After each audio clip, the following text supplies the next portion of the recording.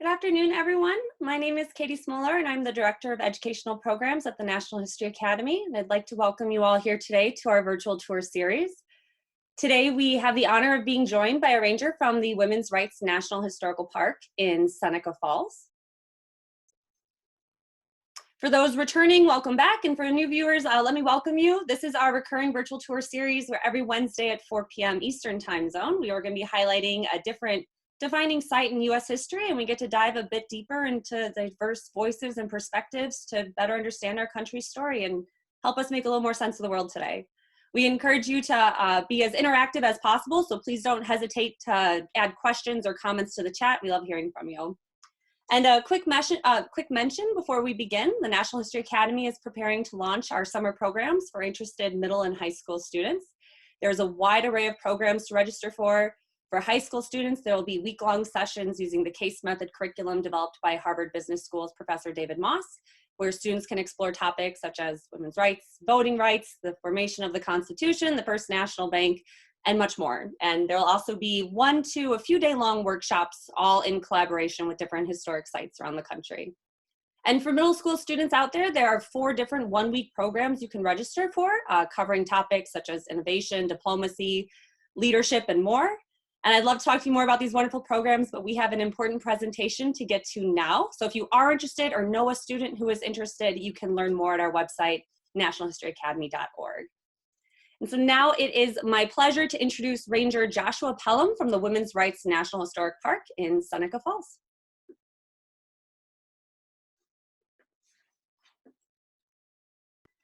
Thank you, Katie. That sign you had up there is actually, I stand at that sign quite a bit where it says convention, the first convention of women's rights. That's actually right by the chapel where we give our programs talking about the convention, the lead up to the convention itself, which was held July 19th and July 20th of 1848. It basically, this lady right here, let me share that. No. Share. There we go. That's not the one.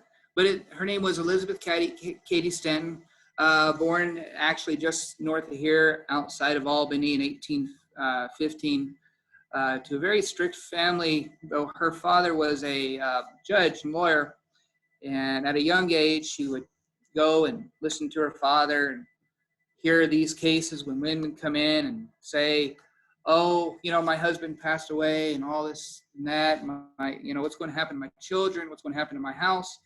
And Daniel Cady, the father of Elizabeth Cady Stanton, said, you have to give it back to your husband. If your husband passed away, that is no longer your property. It is no longer your property. All your money actually now belongs to the passed away father's family. And at a young age, she was upset about this. So she determined that she was going to change it. So as years went on, her older brother, she did have an older brother that went to college, Union College, and actually passed away of an illness. And that's when Daniel Cady got very upset, almost depressed. And she went up to her father and said, Dad, what can I do? How can I make you happy? I want to make you happy. I love you so much. And Daniel said, there's nothing you can do because you're a girl. So that kind of upset her, like, well, okay, I'm your daughter, but okay. And so she determined, okay, I'm going to make a difference. I'm going to show Dad that I can do this. And she tries to attend the same college her brother did, but she couldn't because it was an all-male school. So she finally got accepted to Troy Seminary, Women's Seminary School in Troy, New York. Went there and did really good. She took what they call boy classes, whatever those are, anywhere between Greek, Latin, mathematics, horseback riding. She loved that. In fact, she was so good, she actually quoted entire chapter. I forget what the name of the book was. Entire chapter in Latin to her father when she went back home. And her father, with a straight face, said, I wish you were a boy. So that kind of upset her for a while, and she said, I'm going to change this. We're going to fix this. So she moved on, and she kind of grew up a little bit and was starting to get this abolitionist organizations, hearing about all these abolition organizations. And she was not allowed a lot of them except one where this guy named Henry Stanton. I have let me share this picture. Henry Stanton. This is a picture of when he was a little bit older. That's Henry Stanton there. As a little bit older, of course, you can tell he later became a congressman of New York. But she went to her class, his classes, and his talkings and stuff. And people didn't like, why is this girl in our male program here? That's not allowed. So Henry, that gentleman there, said, no, this young lady here can out debate any of y'all boys any day of the week. So, of course, hearing that, she thinks, wow, this guy's really cool. I like him. And they get along, and eventually, May of 1840, they get married. And they're going to have a wonderful, wonderful, beautiful honeymoon in London. Well, you might think London is pretty, with, Uncle Ben and the whole bridge and all this and that. But keep in mind, this is still 1840. This Industrial Revolution in London is really kicking off. So you got a lot of pollution, a lot of smog, a lot of noises, and really a lot of filth as well. But they're really not there for sightseeing. They're there for the World Anti-Slave Convention. And she's going to go there with her husband, brand new husband, and he's going to make a speech like, man, I'm going to hear my husband speak. Wow, this is cool. This is fun. Beautiful new country. Boy, he's going to talk on an international stage, and I'm going to be right there with him. They get to the door. The usher says, ma'am, talking to Elizabeth, ma'am, you can't sit with your husband. You have to sit up in the gallery, way up there, away from your husband that you just married. Sorry, you have to be up there, and we'll close the curtains and can't say much. If you say too much, we'll have to remove you because this is a man's meeting. So she was a little distraught, but she was especially distraught because this is even happening in Europe too. Like, women aren't part of anything. Like, why? What's going on? So she gets up there all upset, kind of, saying all kinds of words under her mouth. And right next to her is another well-known lady at the time, very, very well-known. Her name is Lucretia Mott. Now, Lucretia Mott, I think I brought a picture of her somewhere. There, that's Marianne. No. Okay, I thought I had one. But Lucretia Mott was a well-known Quaker speaker. She was speaking all across the country about abolitionism, prison reform, and children's workers' rights, and all this. Because Quakers at the time were actually splitting at the time. You become more and more progressive. You got your traditional Quakers over here, but this one became more and more progressive, and they believed that rights should be equal for everyone across the board, no matter what color, sex, or whatever you are, you get equal rights. So she's hearing what Lucretia is and what she does, and Elizabeth says, wow. So they become Facebook friends. I like that term. No, actually MySpace, because MySpace is a lot older. No, so they become friends, and they say, let's go back home to the States and let's have a convention on women's issues. So they do that. They go back to the States. She goes back to Philly. But keep in mind, they're on a honeymoon. They go back to outside of Albany, and, Stanton's working with her father, Henry Caddy, and they eventually move up to Boston, working up there. And Elizabeth absolutely adores Boston. She loves Boston. There's all these reforms going on. You know, the first women's labor union was actually formed in Lowell, Massachusetts. So all these things are really happening. She's part of it. She's going. And the number one thing she writes the most about is that she can find a babysitter. She can find babysitters. Like that, if you read her autobiography, she loves, I can find babysitters in Boston. It's fun. So she loves it. She can go out, do things, be part of things. But Daniel Caddy, the father, says, honey, dear, sweetheart, daughter, I have this beautiful, beautiful little house down here in upstate New York. I think you would absolutely love it. And it is not here.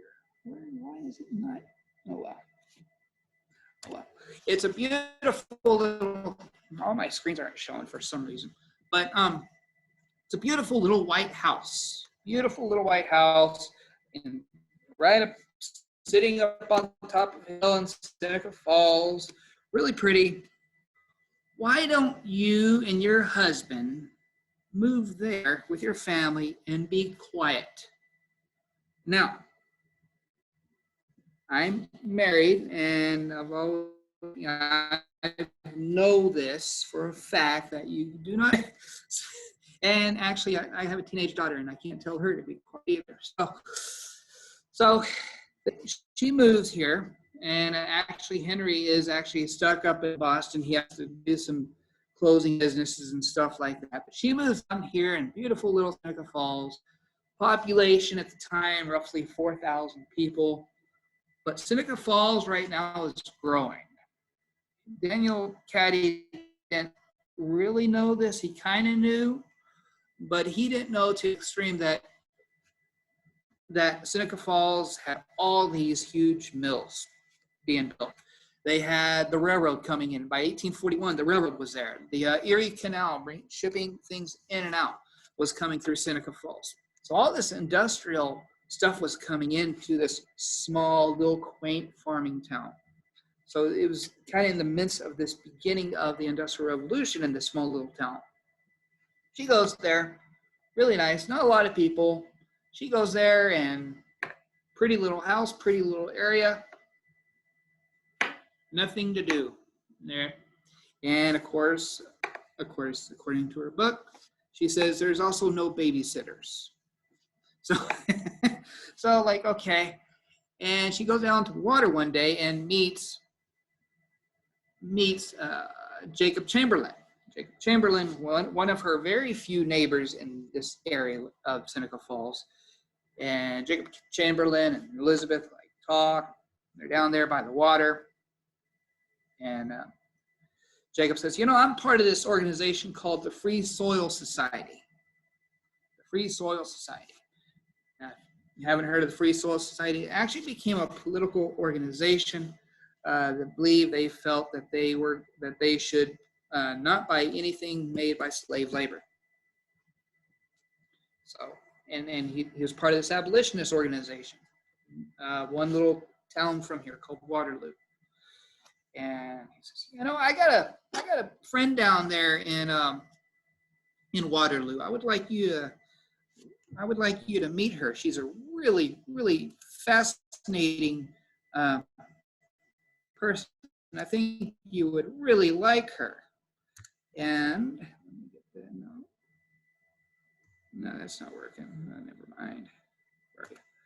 And her name is Jane Hunt. Jane Hunt.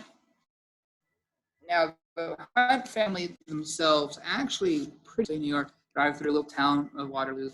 Pretty much all downtown was built by the Hunt family. They were Quakers, part of this more progressive version of the Quaker organization. They actually had a general store that was part of the Free Soil Society. So they actually sold products not made by slave labor. And they're also part of the Underground Railroad. So she goes down to the Hunt house. Beautiful, it's outside of town. Beautiful, beautiful house. Goes there, has tea, there's cakes, pies, everything's set up beautifully. And she's having tea. Now, this must be extremely good tea. This must have been probably the best tea ever. That's why she's sitting there having this amazing cup of tea. She looks over there in the corner, and there is Lucretia Mott. They met 8 years earlier, remember? And she says, as she drinks her tea, like, I remember you. Remember 8 years ago, we said we were going to have this convention on women's issues? Let's do it. Let's do it. Let's not wait a year, though. Let's not wait 6 months. Let's not even wait 6 weeks. Let's have this convention in 10 days. Now, this was July 9th. They were going to have it 10 days, July 19th. Actually, it was the evening of the tea party, so it was really technically 9 days. Keep in mind, no social media, nothing. But Lucretia Mott had a younger sister in Albany that she was able to tell the state of New York up there in Albany. And there was another family there named the McClintocks. Marion McClintock and Thomas McClintock, again, Quakers, or this radical Quaker organization, and they knew people in Rochester. That one particular person in Rochester would be Frederick Douglass. They knew Frederick Douglass. He was part of the same abolition organization that McClintocks and Hunt were part of, and things are going to happen. And they were able to tell Frederick Douglass that they were going to have a convention on women's issues. Frederick Douglass says, that sounds great, but wow, you're going to have it in 9 days. Really? I do not have time to write this in my newspaper, but I will be there. So now it's all set. Now everything's going to come together. Now Elizabeth is going, wow, what did I just do? She says, okay, now we're going to have this convention that I am putting together. My husband's not here, so he can't help me. I got my friends, my new friends, McClintocks and Hunts, but I am going to put this together. Well, let's make Lucretia Mott the main speaker, because nobody in Seneca Falls, Waterloo knows me, but everybody knows Lucretia Mott. So she's going to be the main speaker. Okay. But she's also telling herself, I want this to be not just another convention that we've been having over and over and over again. I want this to have meaning. I want this to have purpose. I want this to be a foundation of a revolution that's going to start a revolution, and someday that these rights that I'm going to be fighting for will come true. So she says, how can I do this? What can I, So she has to come up with these different ideas. She finally gets a hold of Marion McClintock and her daughters, Elizabeth and Marianne Jr., at the McClintock house. She goes down there on the 16th of July, just a couple days before the convention, and says, wow, I'm having problems coming up with this declaration. What can I do? So at the McClintocks, they have this huge library, and they're going through the library. All these different books, all these different papers, all these different words, and they pull out one and says, wow, look at that. These are pretty powerful words here. We hold these truths to be self-evident. Wow, that's pretty strong. And this paper is still used today as an emotional tie to this country. Let's use this. So Elizabeth Cady Stanton, Marion McClintock Jr., and Elizabeth McClintock decided to write up the Declaration of Sentiments, that's what it's called, base it off of the Declaration of Independence. And if you read the Declaration of Sentiments, it's pretty much word by word of the Declaration of Independence, except the second paragraph, first sentence, that says, we hold these truths to be self-evident that all men, and this is what they added, and women were created equal. And then pretty much a few little other changes here and there, but that was it. On top of that, after that, they had all these different sentiments, all these different feelings on how they felt they were being mistreated. They have the Declaration of Sentiments written. That's what they're going to stand for. This is what the revolution's all about right here. 3 days later, on the 19th, go to I do have that one. I can show that one. I did see that one. This one right here. They go to the chapel. That is the chapel you're looking at. That is here in Seneca Falls. If you can see my arrow, that's where we do our program right there. This is the chapel. That's the original brick right there of the old chapel. And 10 o'clock that morning on the 19th, 150 people show up in that building. About 25% of them were Quakers from Waterloo, but then these others were from all around. Here's Elizabeth Cady Stanton. She's probably about 32, 33 years old. She's going to stand up and read the Declaration of Sentiments. I was about to say Declaration of Independence. Independence for women. And she reads it. It's kind of quiet. Now, why is it kind of quiet? Because, yes, there are women there, but who is sitting right beside the women? They're men, husbands, brothers. And like, well, I'm not sure. I mean, a lot of people feel, yes, this is really important. But the men say, no, where's your husband? No. And they kind of get a little uncomfortable. But then that's when the main speaker comes up, Lucretia Mott, and with her passionate way of saying things and the way she perceives things and able to talk to people, things start to come together and people start to agree and things start to happen and say, yes, this sounds good. Maybe we need to look into treating women fairly. Maybe we need to change a few things. And by that evening on the 19th, they decide that they're going to vote on the ratification or the passage of the Declaration of Sentiments.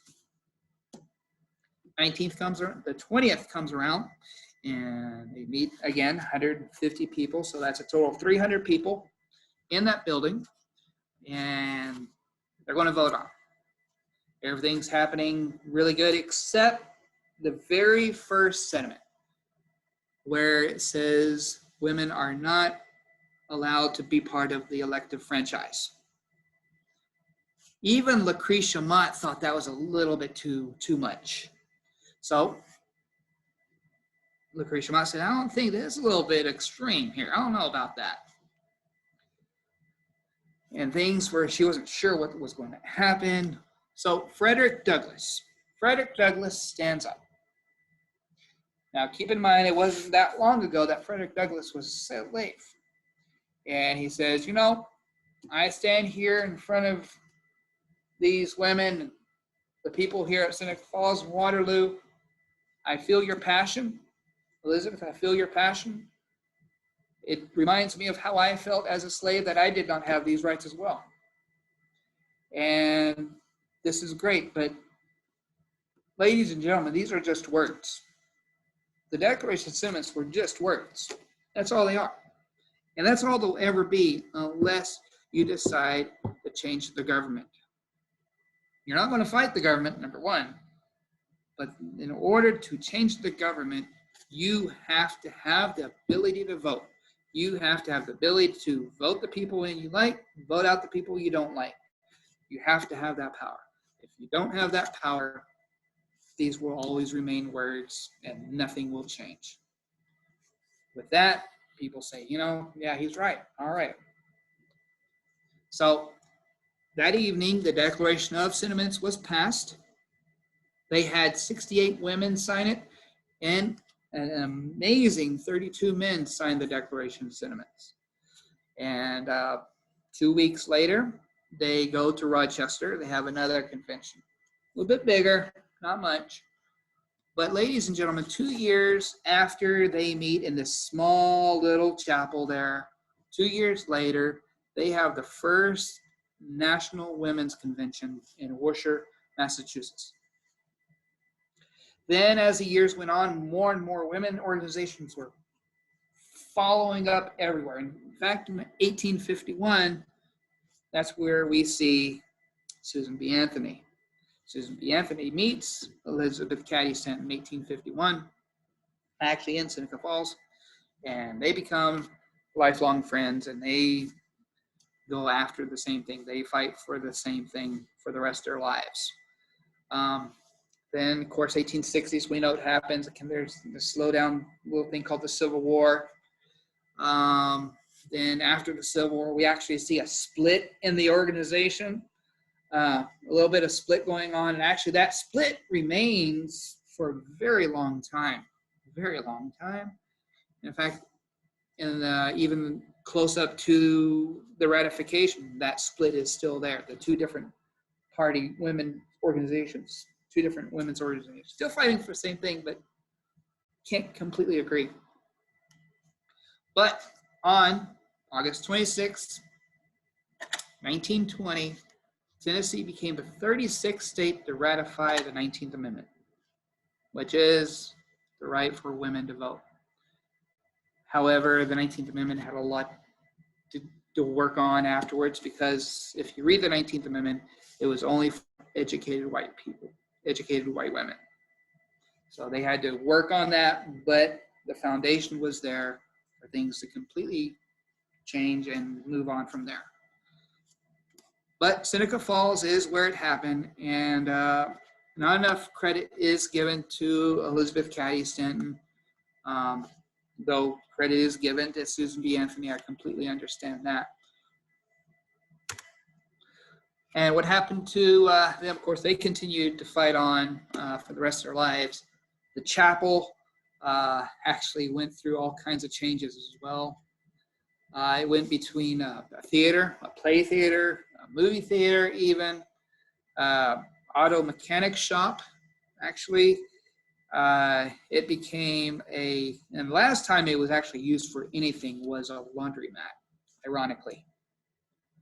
And that sign that Katie had, that sign right there, and that's where actually a couple women stood and had people petition to make that building over there, and the Elizabeth Cady Stanton home, and the Mary McClintock home, and the Jane Hunt home part of historic preservation. And it was not passed, believe it or not, until 1980.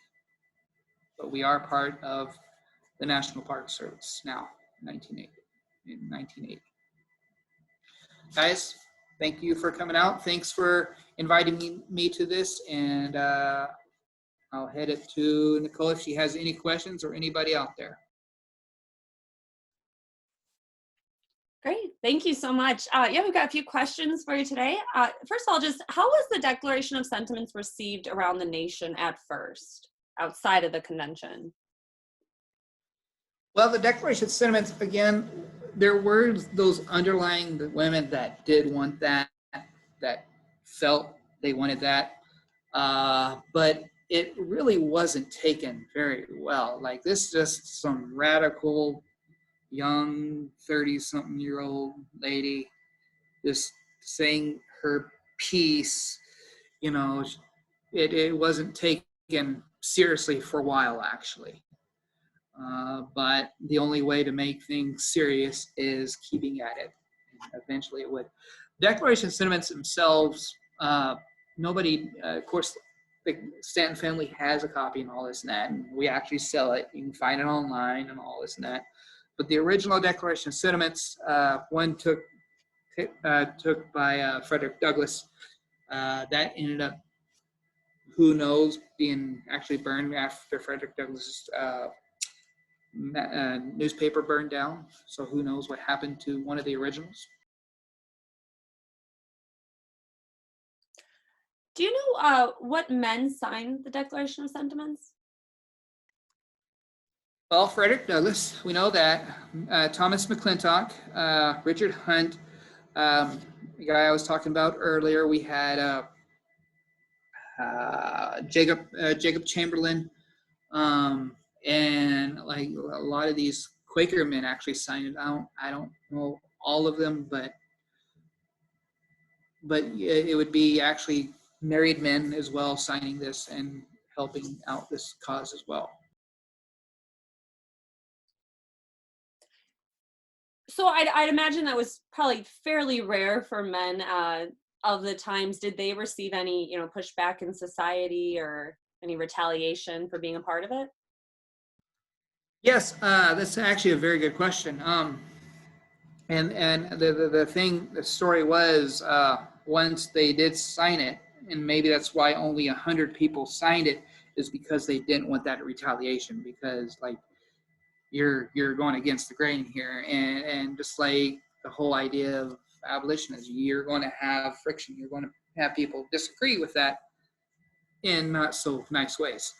And in fact, some women, they say, actually had their names erased from signing the Declaration just because they didn't want to be retaliated. And the same thing with men too. They had some of the names supposedly taken off, but we know the original 100. Are there like documented cases of what sort of pushback they received, either the men or women who signed? Far as I know personally, I don't know of any documented things that happened, but throughout history,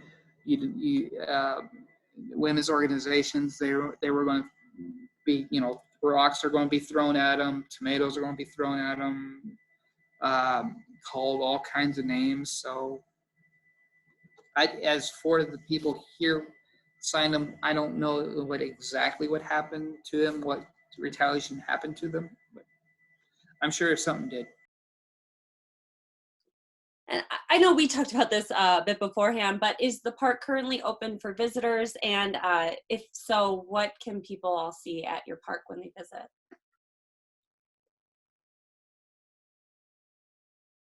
Oh, you're muted.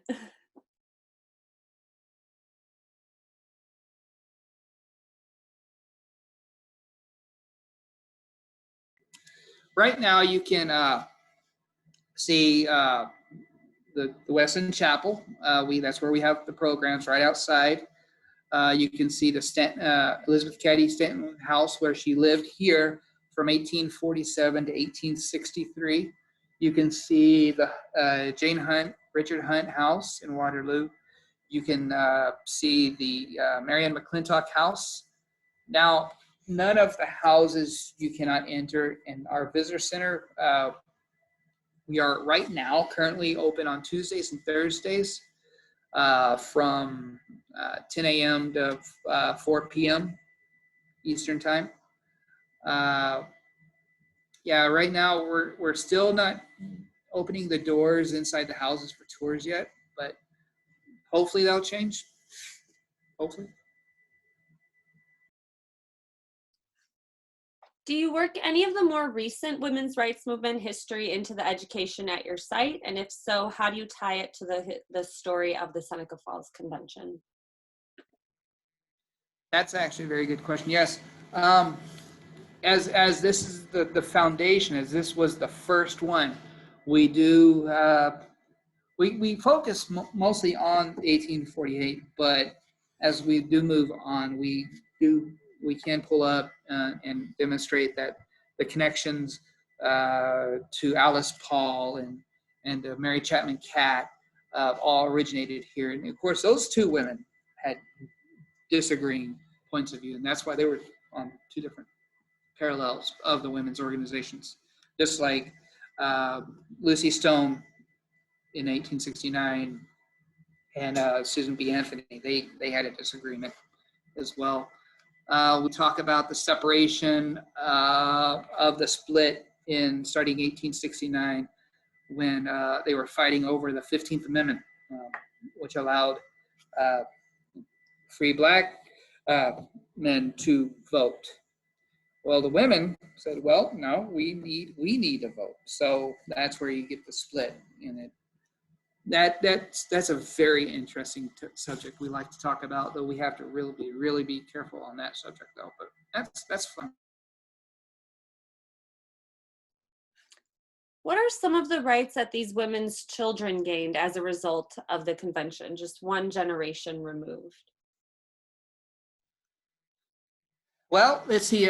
Shortly after that, we will have, of course, the West actually opens up for voting in the state.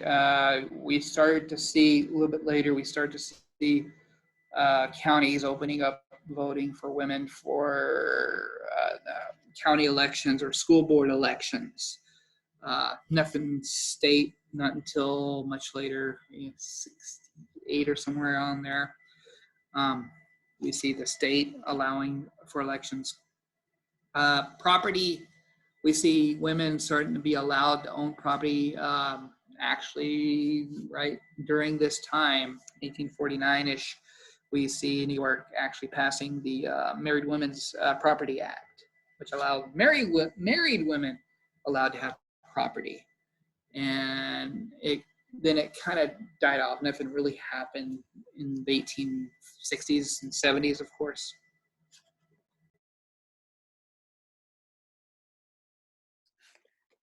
How could you see something like this possibly happening in fragile societies in today's times?